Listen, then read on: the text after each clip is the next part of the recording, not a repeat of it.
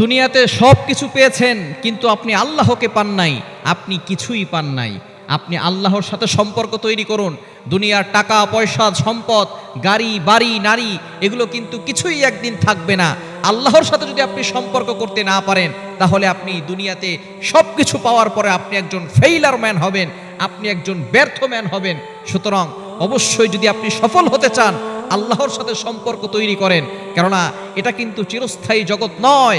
আমাদেরকে একটা জগতে যেতে হবে, সেটা হচ্ছে চিরস্থায়ী। সেটা শুরু হবে কবর জগৎ থেকে, এরপরে হাসর জগৎ শুরু হয়ে যাবে। চিরস্থায়ী সেই জগতে ভালো থাকার জন্য দুনিয়াতে আল্লাহর সাথে সম্পর্ক তৈরি করেন, তাহলে আখেরাতে ভালো থাকতে পারবেন। সুতরাং দুনিয়ার টাকা পয়সার পিছনে না ছুটে, দুনিয়ায় গাড়ি বাড়ির পিছনে না ছুটে, নারীর পিছনে না ছুটে আল্লাহর সাথে সম্পর্ক করেন। আল্লাহর সাথে সম্পর্ক তৈরি করার জন্য আপনি ছুটতে থাকেন, দেখবেন আল্লাহ আপনাকে দুনিয়াতেও সফল করবেন, আখেরাতেও আপনাকে সফল করে দিবেন।